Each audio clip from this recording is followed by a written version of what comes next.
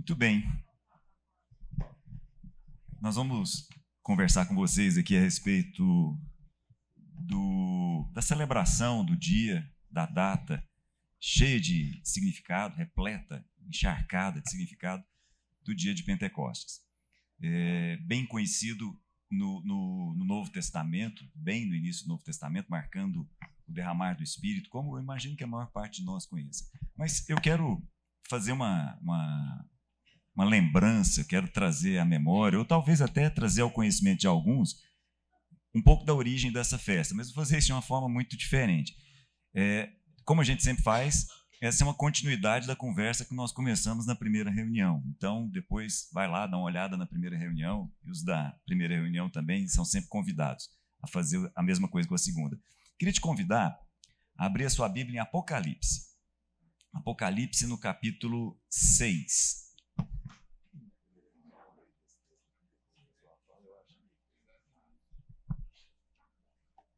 Apocalipse capítulo 6, eu vou ler um versículo só, que é também o versículo 6.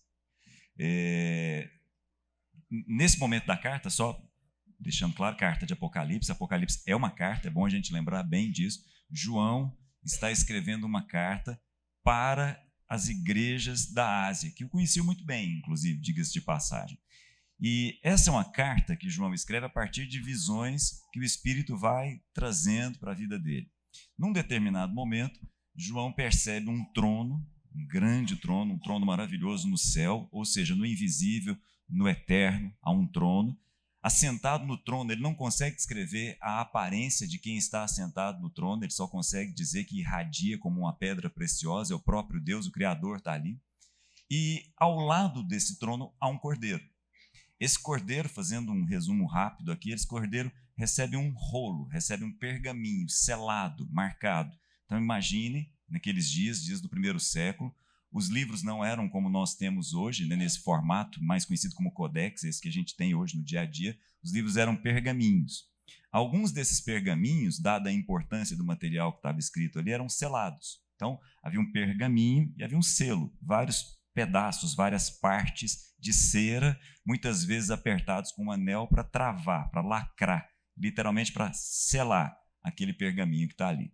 Muito bem, o Cordeiro, o Filho eterno, é aquele que tem a capacidade de abrir o pergaminho e não só fazer a leitura e o desenrolar da história, como também fazer com que ela caminhe a própria história.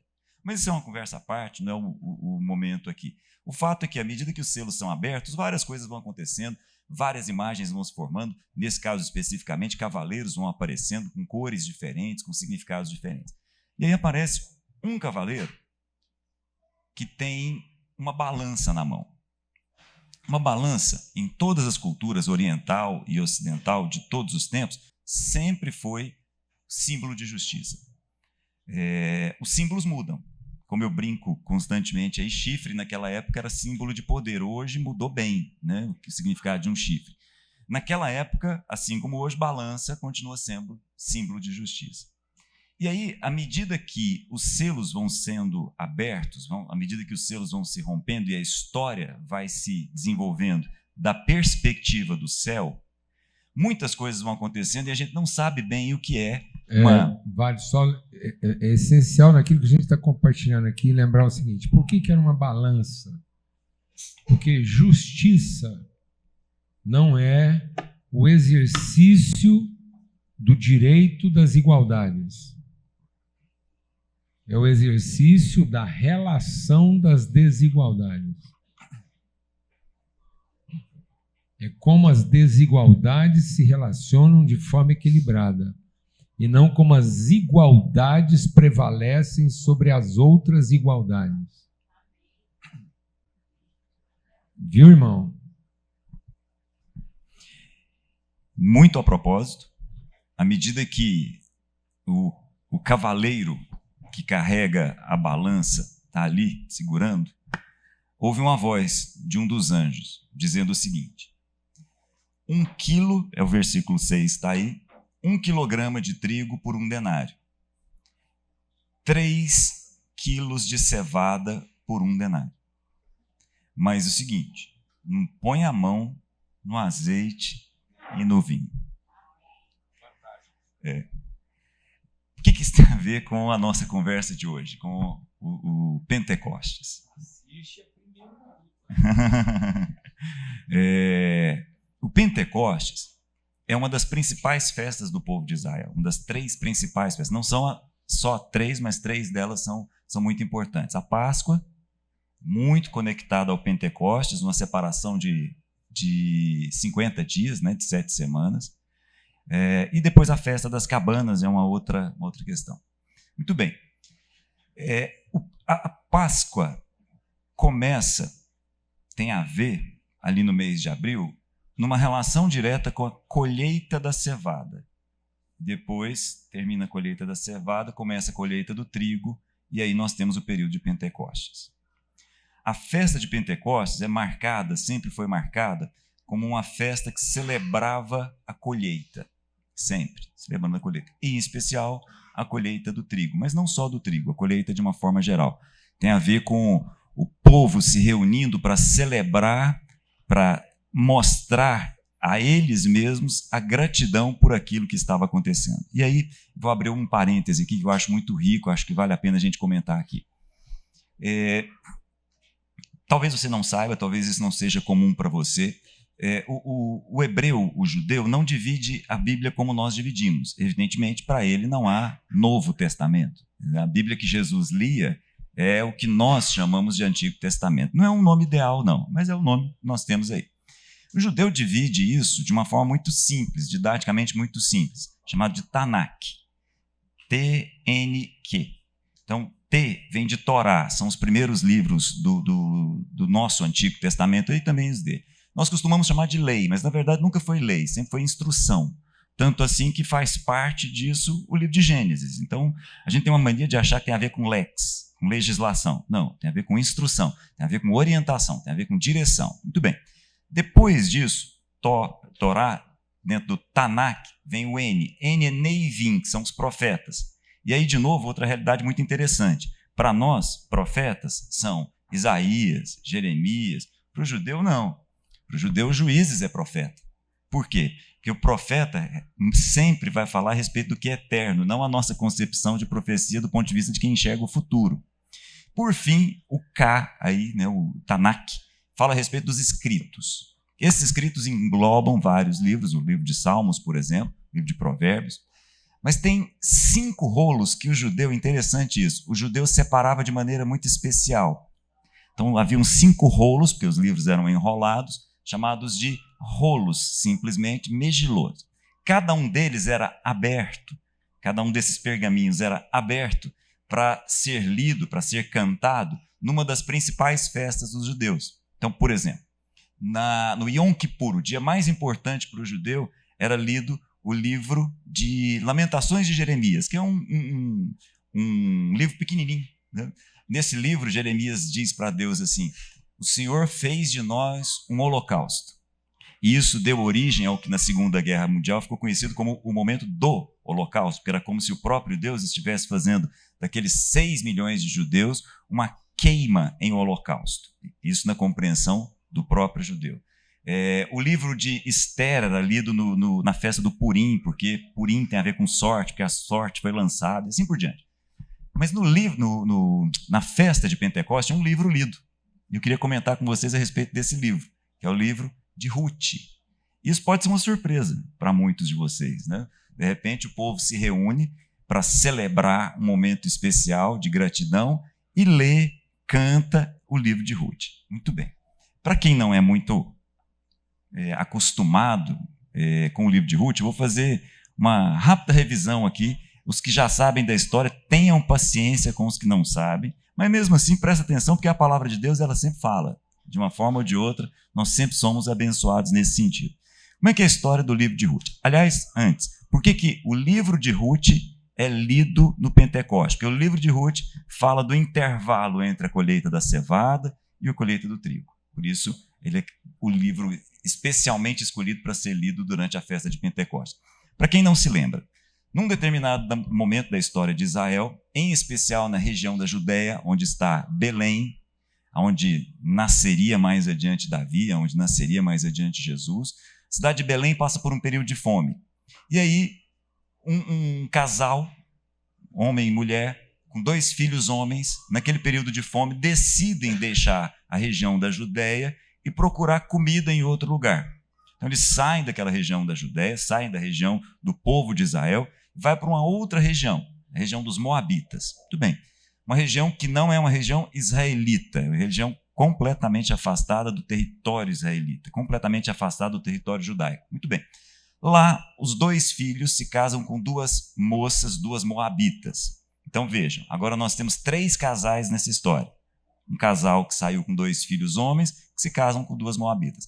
E aí, uma tragédia acontece. Nós não vamos entrar no detalhe, mas o fato é que os 3 homens dessa família morrem. Ficam 3 mulheres, 3 viúvas. A mais velha, Noemi, e 2 noras. Uma delas, Ruth, que dá origem ao nome. Muito bem. Elas percebem naquela tragédia ali uma situação horrível, a ponto de Noemi falar: não me chame mais de Noemi. A partir de agora meu nome é Amargura.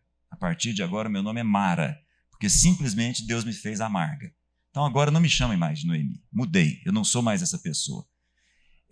Isso é muito significativo naquele contexto.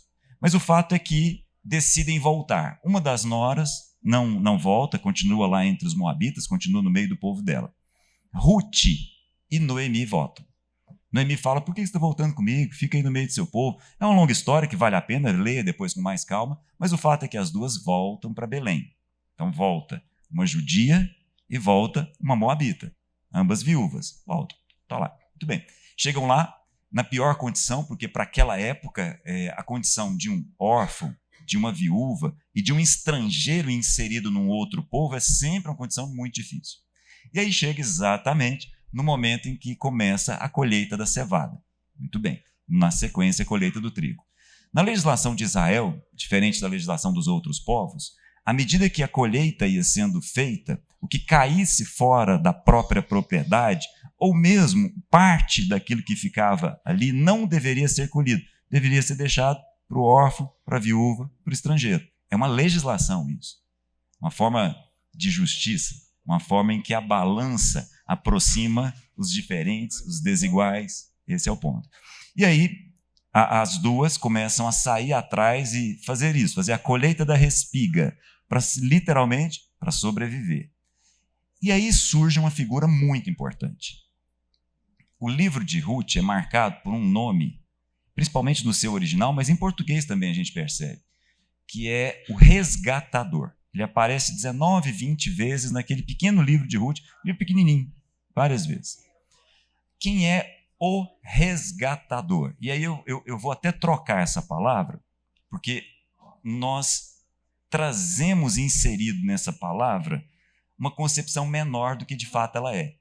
A palavra original aí, né? A palavra original é Goel, que é, antes de mais nada, guarda isso com você, o protetor primeiro da família. Guarda isso. O Goel, que nós traduzimos por resgatador, que nós traduzimos por redentor, tem na sua expressão original a figura do primeiro protetor da família. Isso aparecia em alguns casos, bem específicos, difíceis da gente compreender, dado a nossa distância cultural e temporal. Mas, por exemplo, se por acaso, alguém da minha família é assassinado. Então, vamos imaginar que um sobrinho meu é assassinado. Muito bem. Dentro daquela legislação de olho por olho e dente por dente, há o direito de alguém da família ir lá e assassinar ou o próprio assassino ou alguém da família dele, mas é um só. A gente estranha isso, né, na nossa cultura. Mas essa era uma legislação que surge bem antes até da própria lei, essa é a lei de Italião, com um objetivo, a limitação da maldade. Então, olha, é o seguinte, foi assassinado? Então você tem o direito de ir lá e assassinar, mas é um só. Porque senão eu, na minha maldade, vou lá e mato a família inteira. E aí a família que sobrou volta do lado de cá e mata mais umas 10. E aí a coisa não tem limite, porque isso representa muito da nossa maldade. Agora o que eu quero chamar a atenção, não era qualquer um que tinha o direito de ir lá e fazer essa compensação. Quem era? Então veja, se um amigo meu, um conhecido meu vive essa situação e eu falo, eu vou lá fazer justiça. Não, eu não posso. Por quê? Porque eu não sou o Goel dessa família. Tem que ser alguém da própria família. Tem que ser o Goel daquela família. Ele vai lá e faz, e ele é muitas vezes também chamado de o vingador. É a mesma expressão, inclusive. Muito bem. Outras situações em que essa pessoa aparecia. Vamos imaginar que eu me apertei, estou apertado em dívida e resolvo vender a minha propriedade, resolvo vender a minha terra. Isso era muito importante para o povo judeu. Não sei se você sabe disso. É uma das expressões mais importantes da cultura judaica até hoje, né? Isso fica claro nos tempos que nós estamos vivendo, a terra. Mas por alguma razão eu perdi a minha terra porque eu tive que entregar a minha terra para pagar uma dívida. Tudo bem, então entreguei a terra, perdi a terra. O Goel pode chegar lá e comprar a terra de volta e a pessoa que comprou não pode dizer não, simplesmente porque ele é o Goel. Então, por exemplo, vamos imaginar, me endividei, tive que vender a minha terra, a terra que eu herdei da minha família. Aliás, herança para o hebreu é terra. Quando fala em herança, sempre é terra. Quando o filho mais novo da parábola pede a herança, ele está pedindo a terra. Quando ele faz a venda da terra para pegar o dinheiro, colocar num saco e ir embora, aquilo ofende todo mundo que está ali. Mas voltando. Então, eu herdei a terra da minha família, de vários ancestrais, mas eu apertei e vendi a terra para pagar a dívida. Muito bem. Quem comprou? O Antônio comprou. Jóia.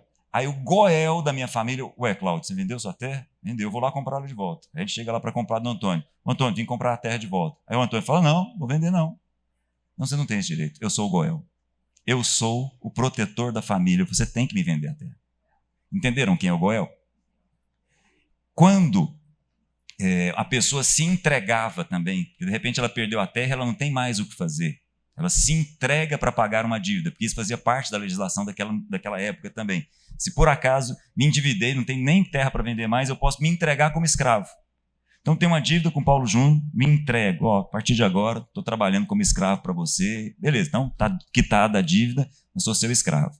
O Goel aparece, chega, assim, Paulo Júnior, estou comprando o Cláudio de volta. Aí o Paulo Júnior, não, o Cláudio é um escravo até bonzinho, vou vender ele. Não, você não tem esse direito. Eu sou o Goel, você é obrigado a vender. Quem é o Goel? O protetor da família. Isso é muito forte, porque quando Deus se apresenta, desde o início, para o seu povo, lá em Êxodo ainda, bem no início, ele se apresenta e fala assim, eu sou o Goel de vocês. Olha que coisa. Isso é muito forte, porque Deus nunca quis um povo, Deus sempre quis uma família. Desde sempre. Quando Deus fala com Moisés, fala assim, Moisés, vai lá falar com o faraó e volta, mas diz assim para ele, Israel é o meu primeiro filho. Israel é o primogênito, mas é filho, sempre foi. Muita gente acha que Jesus veio trazer o conceito de filiação. Não, Jesus veio explodir o conceito para ver se a gente enxerga. Mas o pai sempre foi pai, assim como o filho sempre foi filho. E na mente dele, pai, filho, e agora a gente fala daqui a pouco sobre o Espírito Santo, sempre foi uma família. Voltando à história de Ruth. Ruth está lá, fazendo parte de toda aquela história, surge Boaz. Boaz surge. Aparece então Boaz. Ele olha e fala assim, quem é você, Ruth? Eu sou nora de Noemi. Noemi é da minha família. Quem é você? Não, eu sou viúva. Sou moabita, viúva, está aqui. Olha que coisa. Ele reúne o conselho à porta da cidade, que era o lugar do conselho, e fala assim, tem alguém mais aqui, além de mim, que é o resgatador? Que se não tiver, sou eu que vou gerar filho através dela. Sou eu que vou trazer essa mulher de volta para a família e voltar a dar a ela propósito. Esse é o resgatador, esse é o Goel. Na relação marido e mulher, nós temos a maior expressão daquilo que é a nossa relação com o nosso próprio Deus. Voltando aqui no texto, 1 quilograma de trigo por 1 denário. 3 quilogramas de cevada por 1 denário. 1 denário era o salário de um dia de um trabalhador. Então, um dia de trabalho daria, nessas condições injustas descritas aqui, a possibilidade de comprar 1 quilo de trigo ou 3 quilos de cevada. 1 quilo de trigo alimentaria talvez uma família por um dia, mas é só isso.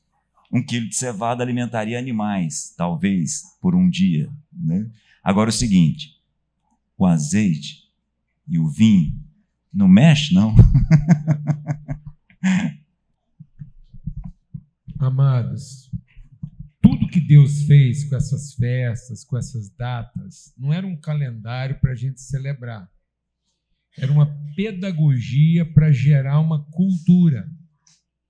E às vezes nós estamos celebrando o rito sem tudo que esse esforço dessa conversa nossa aqui, ó, essa exposição detalhada, não é para te dar uma informação. Presta atenção, porque isso é para alimentar uma cultura. Isso é para revelar de que substância você é feito e não o benefício que você desfruta. O Evangelho não é para dizer o que você pode receber de Deus.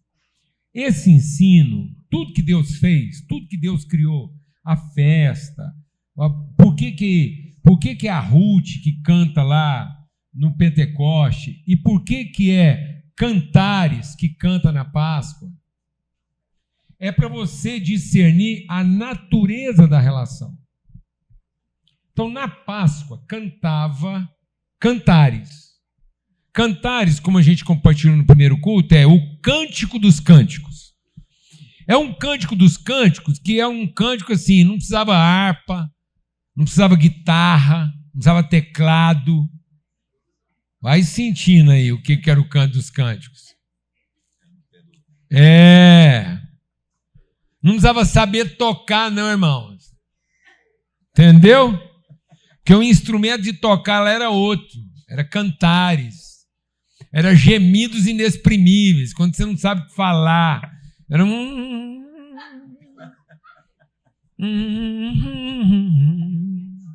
cantares. O marido chegava em casa, ele só solfejava cantares. E a mulherzinha de lá. Entendeu, irmão? Isso é cantares. Ou tem que dar mais detalhes. Agora, o que isso tem a ver com a Santa Ceia? Olha o que a gente fez com a Santa Ceia.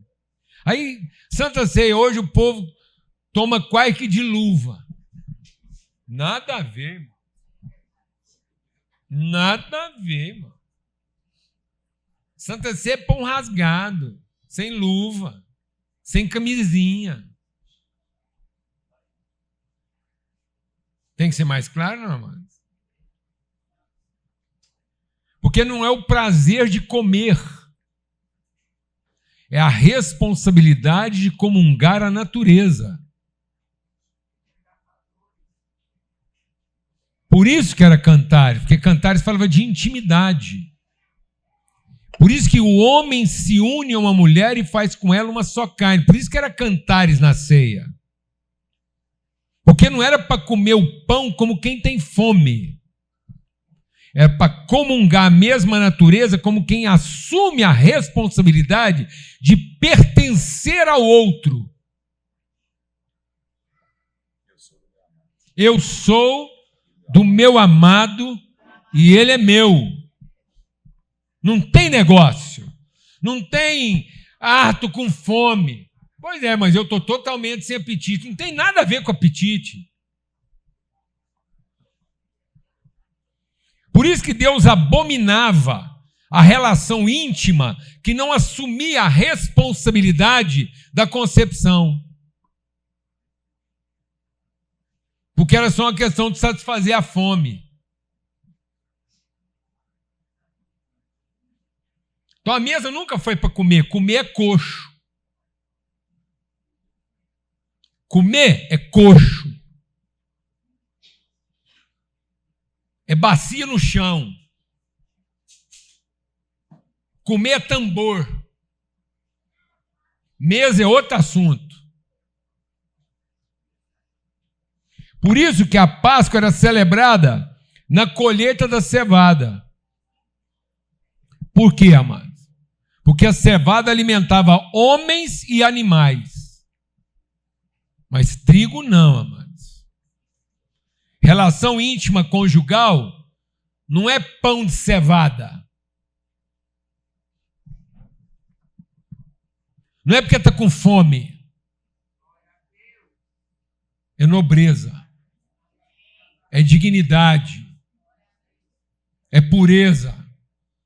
É sem fermento. Não é porque bateu um apetite. Bateu apetite, pão de cevada. Aí qualquer cachorro come. Qualquer cavalo magro fica satisfeito. Mudou de assunto. Por isso que o Salmo 23 é do pasto para a mesa. E tem que ter um abismo de morte entre uma coisa e outra.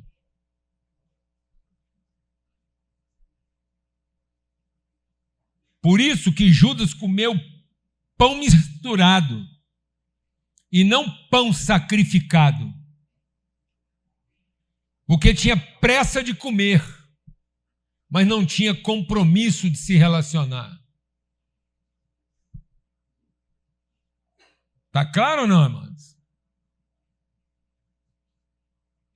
Por isso que Paulo fala que não existe outra, presta atenção, não existe outra razão maior de todo tipo de doença na vida do ser humano. Paulo diz que a causa de todas as enfermidades humanas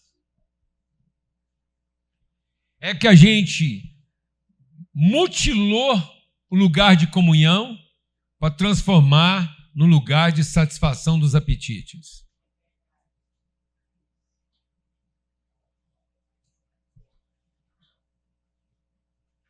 Entendeu? Por isso que agora lá no Pentecoste vai ser Ruth. Por que Ruth? Porque é uma filha, não é? História trágica. Conta a história da Ruth aí, como é que é?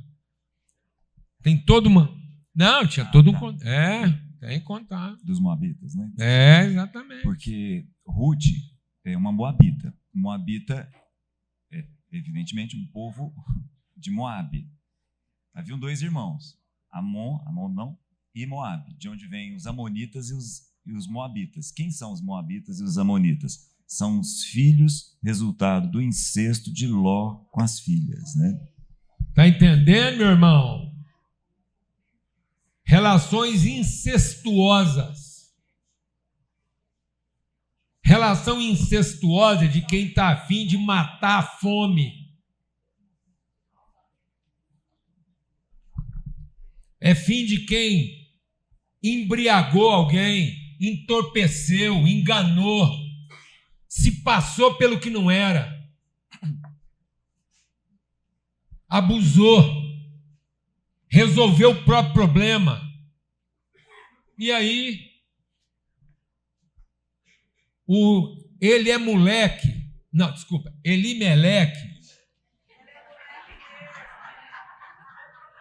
desculpa, foi mal, li errado. É Elimeleque, eu tinha entendido que ele é moleque. O Elimeleque pegou a mulher dele, Noemi, só porque estava com fome, foi morar onde? Na terra dos incestuosos. Porque não tem comida aqui, então não interessa onde é que eu vou morar, desde que tenha o quê? Comida lá. Fala para mim o que está norteando as decisões da maioria das famílias hoje. Se não é comer melhor, vestir melhor, morar melhor, andar num carro melhor, estudar numa faculdade melhor. E o propósito? E o propósito? E a honra? E a vida? Interessa. Desde que a barriga está cheia. Desde que o prato é bom. Ser coxo. Não interessa a grife que você estampa nele. Por isso que o nosso Salvador tinha que encontrar a gente aonde? no coxo e fazer passar pela cruz. Todos os casamentos na casa do Elemoleque foram feitos em cima de um problema resolvido.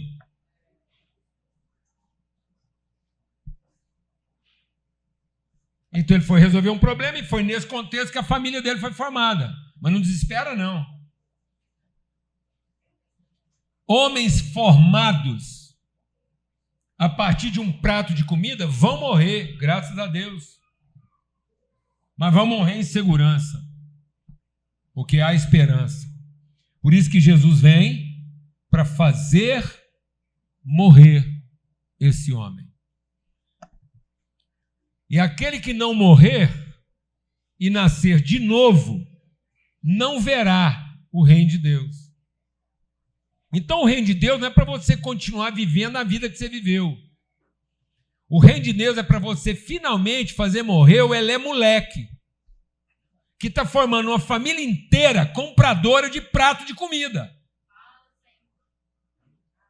Tem que morrer. Essa raça de entes humanos que vivem à custa de um prato de comida, um Saul, um Esaú, um Nabucodonosor que teve que se ajumentar para converter, pastar grama para entender o reino.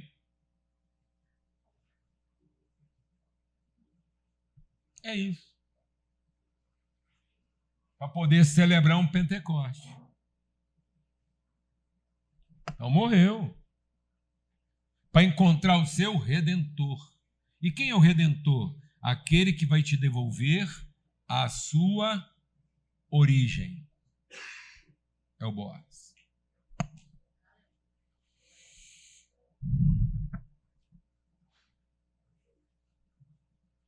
E agora é uma relação onde a questão da fome já está resolvida. E não por se resolver. Agora não é um casamento feito para resolver a partir de uma fome a ser resolvida. Agora é um casamento feito a partir de uma fome já resolvida. E no seu lugar de origem. E não um lugar Moabe. E não um lugar mal enjambrado só para ter a questão bem resolvida. Como foi com Ló. Não, agora é a coisa boa no lugar de origem. Glória a Deus, amados. Por isso que é Pentecoste. Por isso que era Cantares na Páscoa, Ruth no Pentecoste. E aí o que nós vamos precisar entender a respeito do Pentecoste? Deixa Deus ministrar o seu coração. Aqui, no livro de Efésios, lá na carta de Paulo aos Efésios, capítulo 1, Efésios, capítulo 1, Paulo diz assim, Efésios 1, 13. Quando vocês ouviram e creram na palavra da verdade, o evangelho que os salvou, vocês foram selados.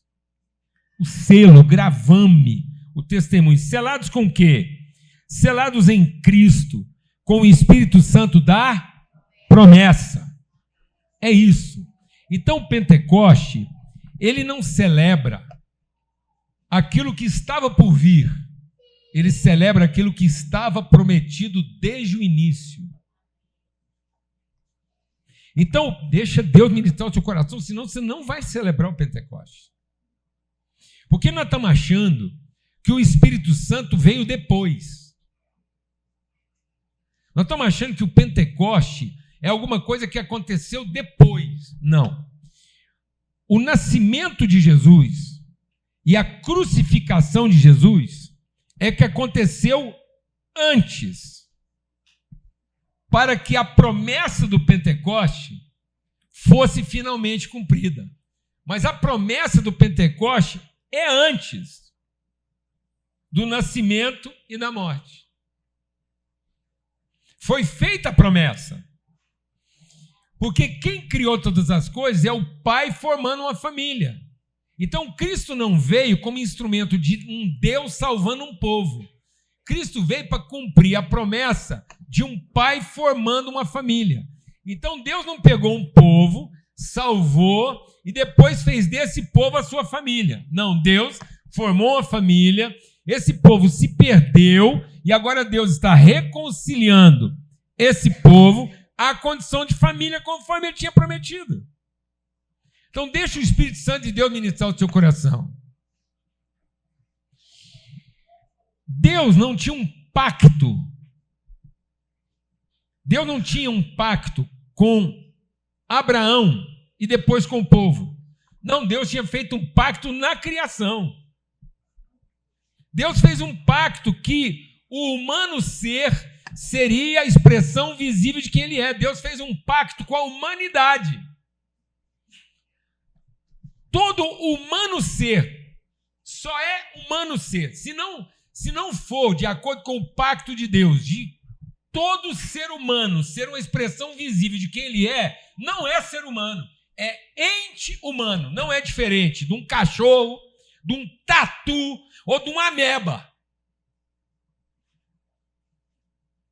Só é ser humano quem está vivendo de acordo com o pacto original de Deus, de dizer, só é ser humano aquele que é a expressão visível das minhas virtudes. Esse é o pacto de Deus. Deus só criou a humanidade para ser a expressão de quem ele é.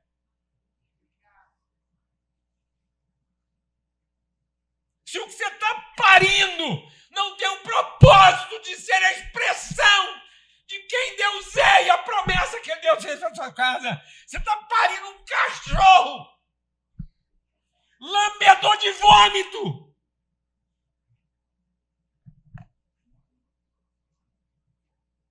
É isso. Deus fez uma promessa para Jesus. Antes de tudo, quero formar uma família e você é meu único filho. E o filho disse, eu ofereço a minha vida em favor dos meus irmãos. E essa promessa foi selada. Pai, Filho e Espírito Santo. E o filho disse, em favor dos meus irmãos, eu entrego o meu espírito. Quando você creu nessa promessa.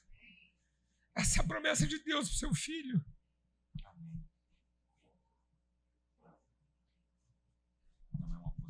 Não é uma possibilidade. Deus não está fazendo um pacto com Israel para depois abençoar a humanidade. Deus fez um pacto com Abraão para sustentar o pacto que ele tinha feito com o ser humano em Cristo.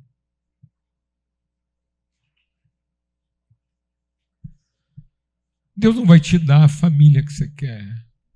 Ele não tem esse compromisso com você. Mas ele está sendo fiel à sua família, colocando um filho de Deus lá, para revelar a promessa que ele fez na eternidade para a sua família. Não corrompa isso. Não faça a sua família pensar que depende de você. Não transforme um filho de Deus que está nascendo na sua casa num cachorro lambedor de vômito, comedor de coxo.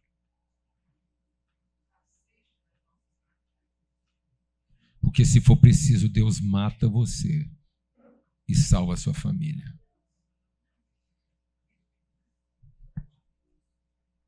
Você entendeu ou não?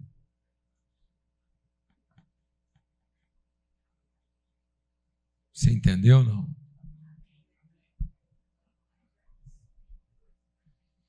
Deus não tem compromisso com o prato.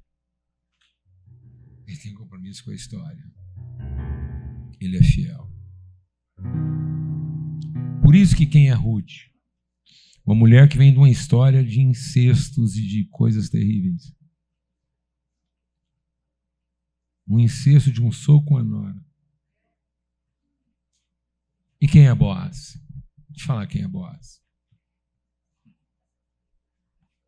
Eu só não vou falar o que eu estou com vontade de falar aqui, em respeito a vocês, mas eu vou falar de uma tal maneira que você vai escutar isso no seu ouvido. Boaz era o filho da prostituta.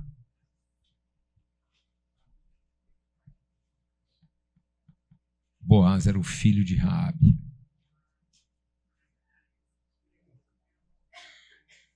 A prostituta que morava no muro de Jericó. E que acolheu dois homens que empenharam uma palavra com ela e sustentaram, devolvendo aquela mulher a sua história.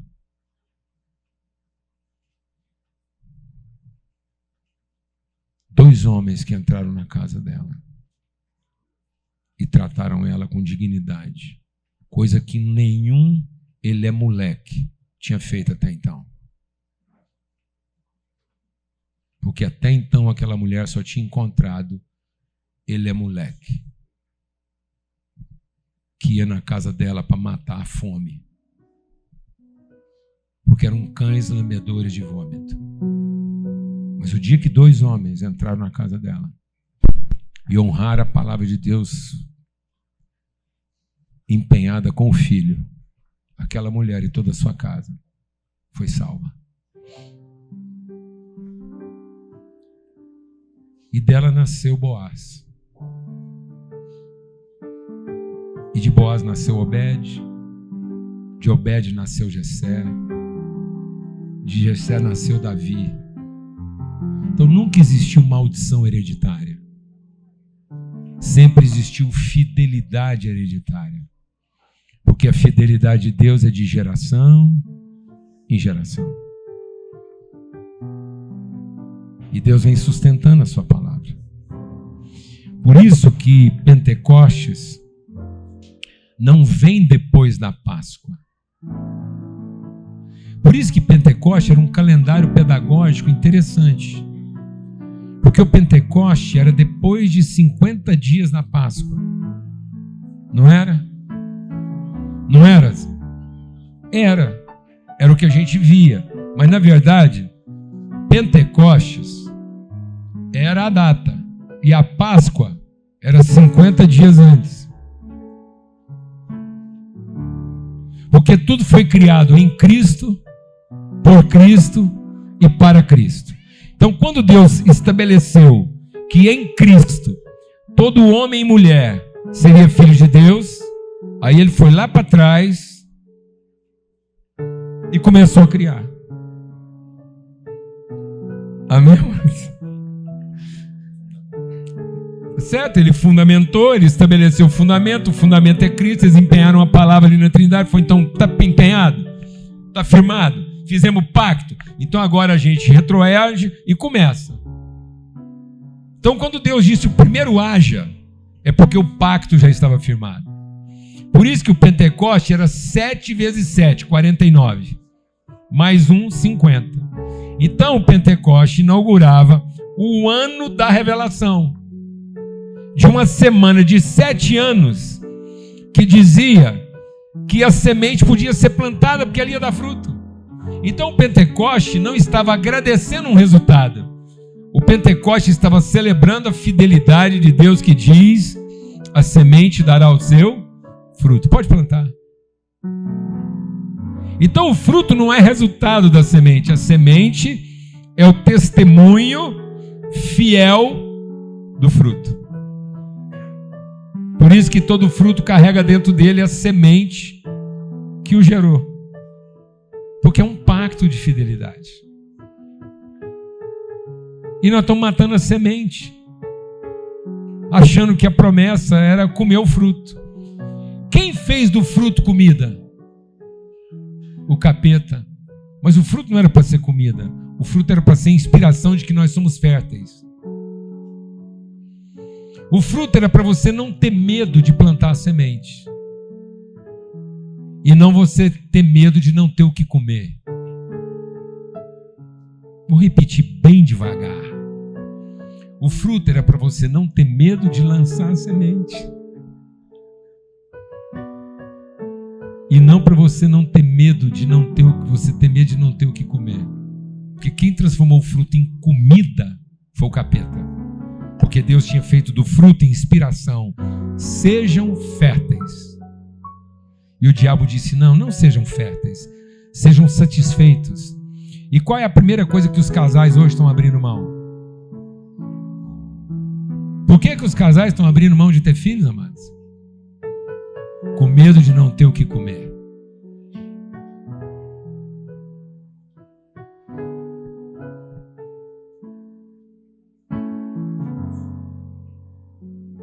Amém, irmãos?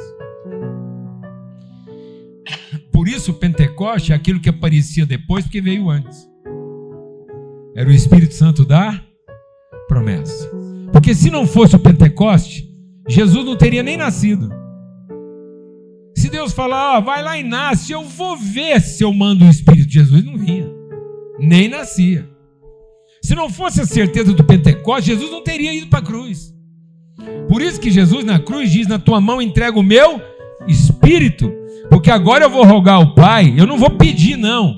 Jesus não falou que ia pedir para o Pai mandar, porque se fosse pedido era uma coisa incerta. Jesus disse: eu vou rogar, porque rogo não é pedido. Rogo é uma palavra diretiva em cima de uma palavra empenhada.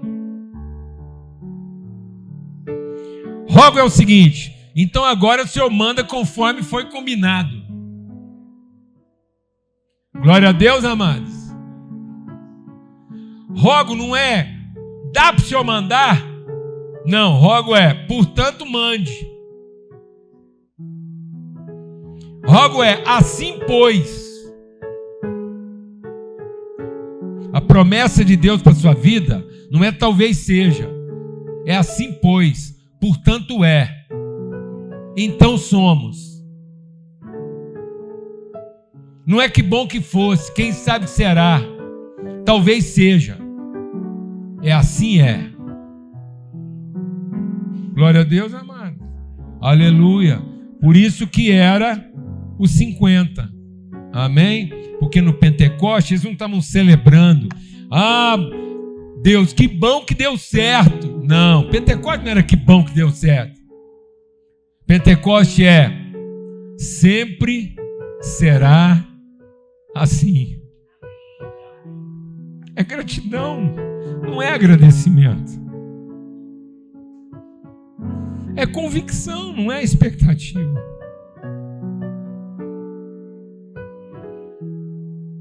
É testemunho, não é pregação. É conhecimento, não é argumento. Você sabe por que você está tendo que argumentar com seus filhos? Porque muitas vezes eles percebem que você mesmo não conhece daquilo que você está argumentando. Porque nós não temos que argumentar, nós temos que revelar conhecimento. Nós não temos que olhar para o filho e ensinar o evangelho na expectativa de que ele se torne. Nós temos que revelar para ele o nosso conhecimento, a certeza de quem ele é. Para que ele conheça assim como ele é conhecido. Glória a Deus, amados. Agora, sabe o que era o tremendo do Pentecoste? É que parece que Deus fala assim: eu sei que eu vou ensinar para vocês e vocês vão tirar nota 6. Vocês vão passar raspando. Recuperação. Eu era o rei da recuperação. Eu nunca me reprovei de ano.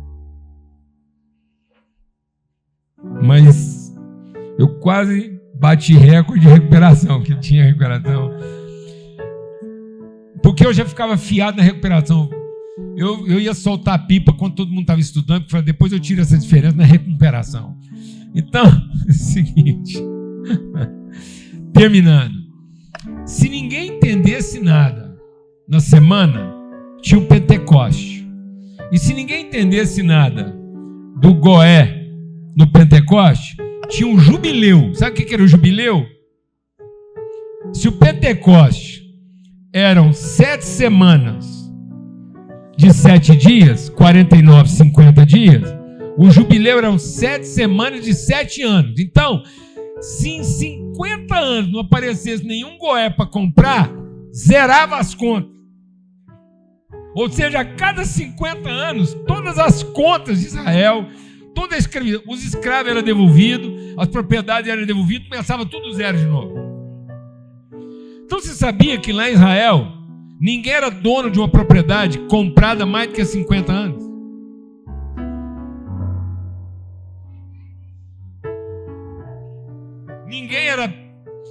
dono de escravo comprado mais de 50 anos. Porque Deus estava sempre dizendo, não é o que você comprou, não é o que você fez. Porque talvez em 50 anos, em 49 semanas, você deu um destino para tudo isso que precisa ser morto na sexta-feira.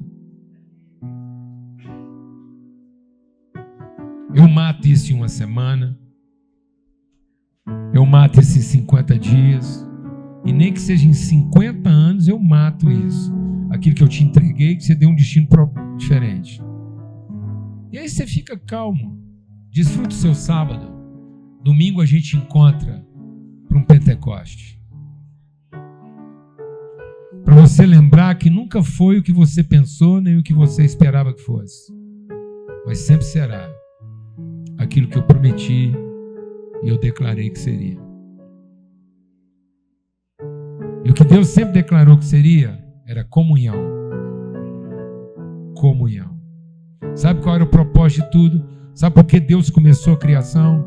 Porque Ele queria uma família em comunhão. Ele não queria uma matilha bem alimentada. Ele não queria um rebanho de ovelhas. Ele queria um encontro de cordeiros. Ele não queria a reunião dos que querem serem salvos. Ele queria um encontro daqueles que estão abrindo mão da sua salvação em favor da comunhão. Por isso, se você anda desfrutando a sua salvação sem ter como propósito disso a comunhão, se você está desfrutando a sua salvação para melhorar a sua empresa, para ter a família que você merece, elas estão rindo da minha botina ali.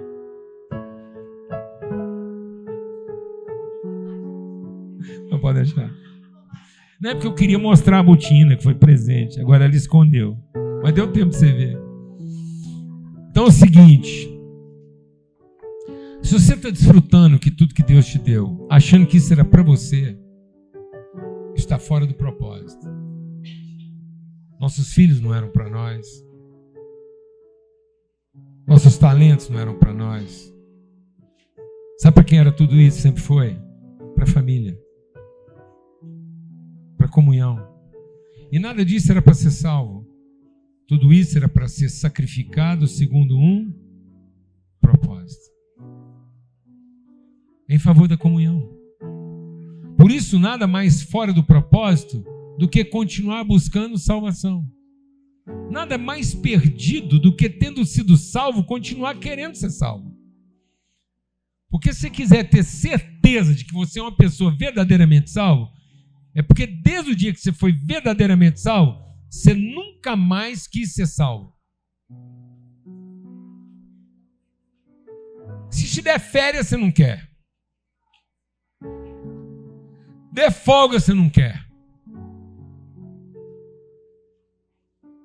Se você pudesse acordar de madrugada, é o que você quer.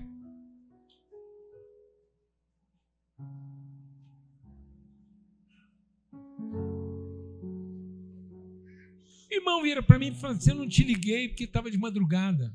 Eu falei: que hora que você acha que irmão liga? Só irmão quem liga de madrugada, mano, para valorizar a relação. Só irmão quem chega fora de hora. Só irmão quem traz quem não foi convidado. Só irmão quem faz conta para nós pagar. Senão não é irmão não, mano. Senão ou é funcionário ou é patrão. Irmão mesmo tem que estar ligando para saber se pode. Irmão liga para falar onde e quando.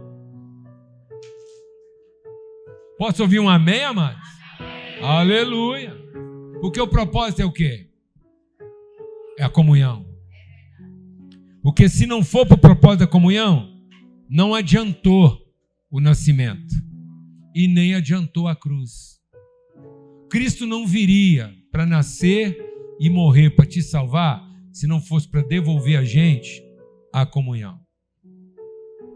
Por isso o pecado contra o Espírito Santo é desfrutar a salvação e não sacrificar isso em favor da comunhão. Porque qualquer ofensa que você fizer contra a cruz e contra o nascimento já foi perdoado. Mas o pecado que a gente comete, a ofensa que a gente comete contra a comunhão não tem perdão. Sabe por que não tem perdão? Porque revela que não houve arrependimento. Que a gente pegou o nascimento e a cruz e usou para a própria salvação e não para cumprir o propósito. Vamos orar? Vamos louvar a Deus por esse Pentecoste. E como é que você vai celebrar o Pentecoste? Você não vai celebrar o Espírito que você está esperando que venha. Porque deixa Deus ministrar o seu coração. Quando Jesus está lá falando de Pentecoste, promessa, fidelidade, qual foi a primeira? Olha, vê como é que é a nossa cabeça. Aí os homens viram e falam assim, e a respeito do futuro? Jesus fala, gente, que mania vocês têm de querer saber do futuro? E aí sabe o que Jesus fala para nós? Pasmem. Ele diz, esse futuro que vocês estão querendo saber, nem eu sei. Porque isso o Pai guardou para Ele. Porque eu não vim aqui para garantir futuro. Jesus não veio para garantir seu futuro. Jesus veio para garantir o nosso eterno. E quem tem o eterno garantido não tem preocupação de futuro. Mas quem não tem convicção de eterno, nenhum futuro serve. Glória a Deus, irmão. Cuidado para você não estar salvando o prato e perdendo os filhos.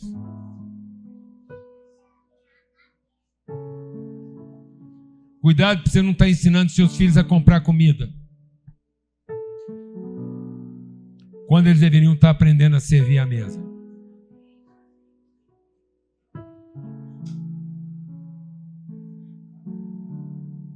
Cuidado. Cuidado para você não estar ensinando seus filhos a comprar comida, quando na verdade Jesus veio nos ensinar a servir à mesa para os irmãos. Isso é o eterno. Amém? Que o amor do Pai, a graça do Filho e que a promessa da comunhão, da unidade, da revelação do Espírito Santo de Deus seja sobre todos. E como Paulo diz, se você tiver que se esforçar por alguma coisa, se você tiver que fazer força por alguma coisa, faça pela preservação da comunhão dos irmãos. Amém? Feliz Pentecoste. Nós vamos ouvir uma ministração do irmão Enzo, que vai repartir o pão com a gente. Lembra que o Pentecoste não aconteceu num templo. O Pentecoste aconteceu onde? Numa casa. E às vezes o povo está buscando Pentecoste no templo, sendo que o Pentecoste aconteceu onde? Numa casa. Amado, isso aqui não é para pagar a conta, não.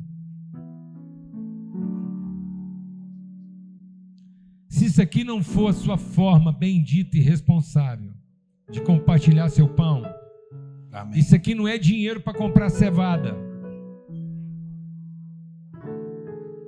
Isso aqui não é dinheiro para comprar ração.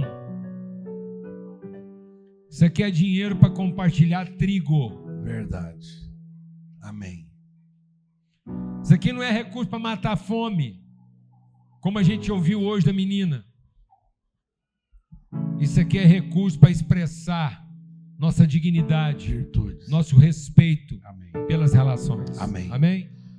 Irmãos, estejam em oração. Sábado que vem a gente tem uma comitiva de 3 caminhonetes saindo para o sul. Os irmãos aqui da igreja, o Daniel, o doutor Daniel, está ajudando aí, acompanhando, liderando essa equipe. E se você quiser ajudar, depois conversa com ele aqui. Levanta aí, doutor Daniel. Nós estamos juntos aí, o Alexandrino aqui, ó. Ele está com 3 caminhonetes, com 8 homens já, mas homens que vão fazer a diferença. Não é para chegar lá. Visita tática. É, visita tática, amém? Para a gente poder então vamos adorar o Senhor. Recomeço. Vamos adorar o Senhor, vamos lá. Ó, enquanto a gente adora, você já sabe aqui dos dados, coloca aqui o convite para hoje à noite, 18h30. Lá Nós estamos fazendo a reunião de abertura da plantação de mais uma congregação Sal da Terra em Goiânia. Sal da Terra Goiânia, ali no setor oeste, divisa com o setor Bueno, assiste a Tobriand, onde era um antigo hotel que foi abandonado, hoje é o auditório Rei Hub, 18h30, hoje lá. Pode chamar os amigos e familiares, Todo mundo. jovens. Amém? E se Deus quiser, não vai caber todo mundo lá, não. Amém. Vamos lá.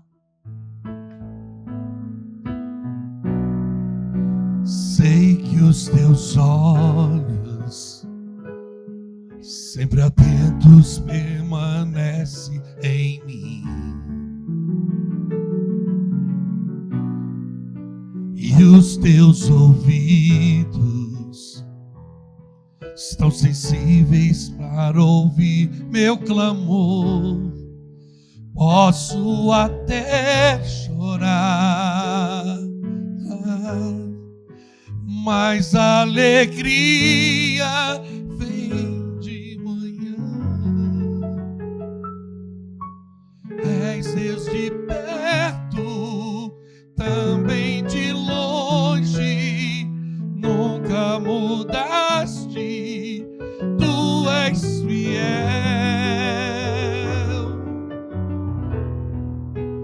Deus de aliança, Deus de promessas, Deus que não é homem pra mentir.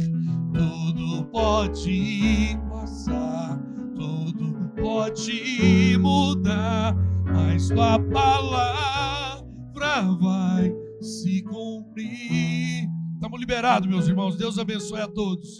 Uma excelente semana. Com a glória de Deus. Amém. Nunca mudaste, tu és fiel.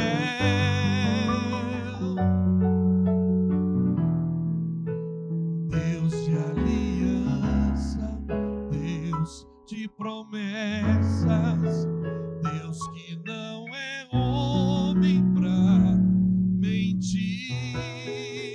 Tudo pode passar, tudo pode mudar, mas tua palavra vai se cumprir.